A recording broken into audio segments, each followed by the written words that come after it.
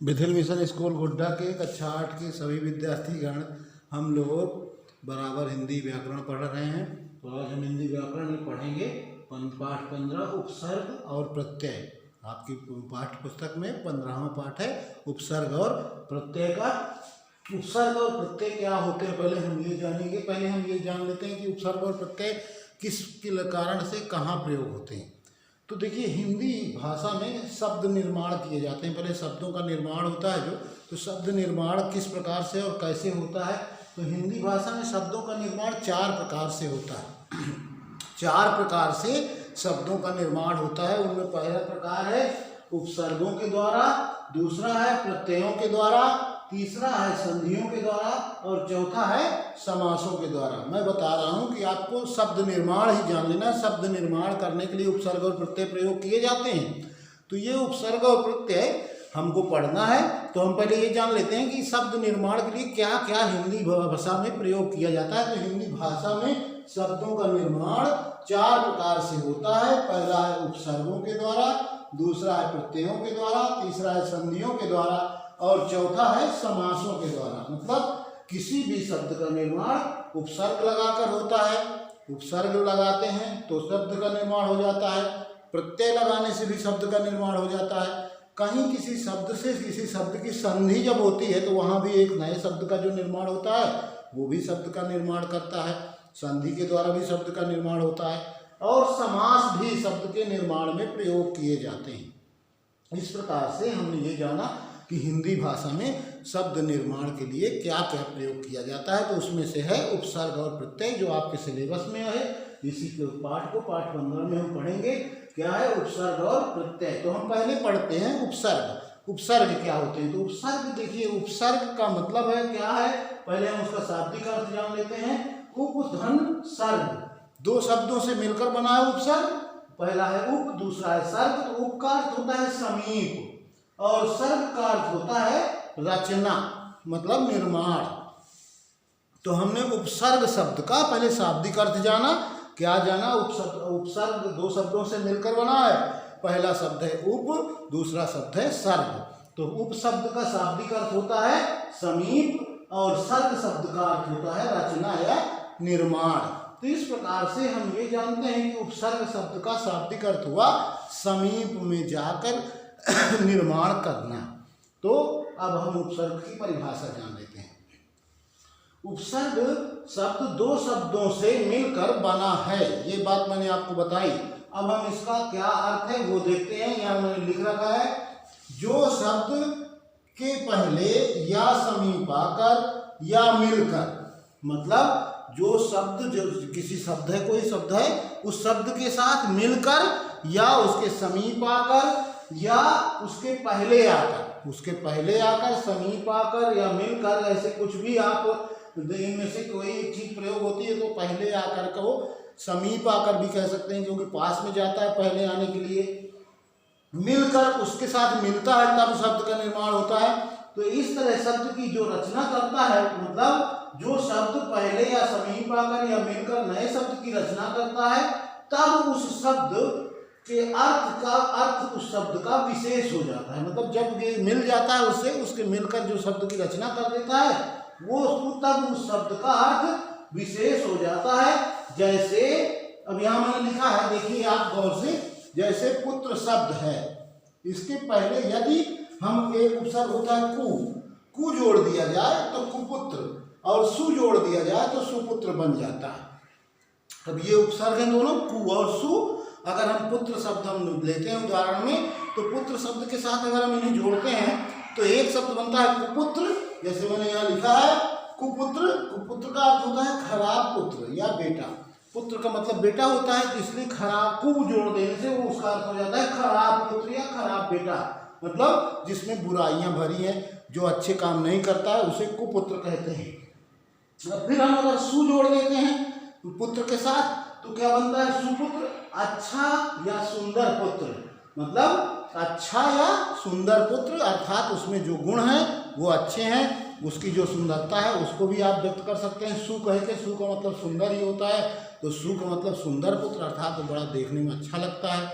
गुण भी उसके बताए जा सकते हैं सुपुत्र कह के मतलब वो उसके अच्छे गुण हैं। उसमें अच्छे अच्छे गुण हैं, इसलिए उसे सुपुत्र कहते हैं। इस प्रकार से हमने ये जाना कि जो उपसर्ग होता है वो शब्द से पहले लगता है और शब्द से पहले लग जाने के बाद जिस शब्द का निर्माण करता है उसका कुछ विशेष अर्थ हो जाता है। जैसे यहाँ पुत्र एक शब्द है जिसका साधारण सा अर्थ है बेटा, लेकिन जब उसके साथ कु उपसर्ग लगता है तो कुपुत्र बन जाता है और कुपुत्र बनने से उसका अर्थ हो जाता है खराब पुत्र या खराब बेटा।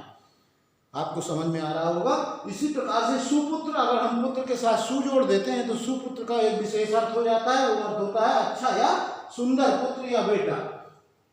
अब हम ये जान लेते हैं कि उपसर्ग कितने होते हैं और कैसे किस भाषा में होते हैं। तो यहाँ पर आपको ये जानना है कि विभिन्न भाषाओं में उपसर्ग होते हैं। उनमें से 3 भाषाएं आपको महत्वपूर्ण आपको जानना है, उर्दू, संस्कृत और हिंदी। कुछ हिंदी भाषा के उपसर्ग आपके बुक में छपे हैं, कुछ हिंदी के अलावा संस्कृत के भी छपे हैं और कुछ उर्दू के भी छपे हैं। तो इनको हम थोड़ा सा उदाहरण देके आपको दिखा ना पा रहे हैं यहाँ वीडियो में, इनको आप बुक में डिटेल में देख लेंगे। हिंदी में जैसे होता है आ उपसर्ग, अब हम आ उपसर्ग जोड़ देते हैं कहीं, जैसे सफल शब्द के साथ हम आ जोड़ देते हैं, हिंदी का उपसर्ग है तो बन जाता है असफल।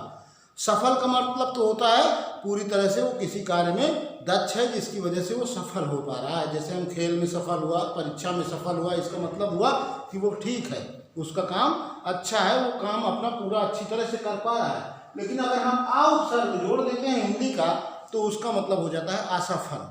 असफल का मतलब हुआ कि वो उस कार्य में नहीं सफल हो पाया, पूरी तरह से विशेष अर्थ प्रकट करता है। देखिए जब भी कोई उपसर्ग किसी के साथ लगता है तो वो क्या हो जाता है, विशेष अर्थ देने के लिए उस शब्द में विशेष प्रकट उसका अर्थ प्रकट कर देता है। तो सफल का अर्थ जो था वो अच्छा था, सफलता थी उसका अर्थ था, लेकिन आ लग जाने से असफल जब बना शब्द तो वहाँ पर क्या हुआ, उसका अर्थ विशेष हो गया। वो पूरी तरह से ये बता रहा है कि जिसके लिए प्रयोग किया जा रहा है वो अपने उस कार्य में दक्ष नहीं है, उसमें असफल हो गया।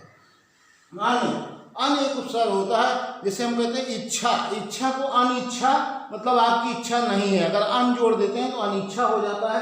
आध एक उपसर्ग होता है हिंदी का, जैसे ये आध उपसर्ग है, इसको अगर हम मरा शब्द के साथ जोड़े तो मरा का मतलब होता है वो पूरी तरह से मर चुका।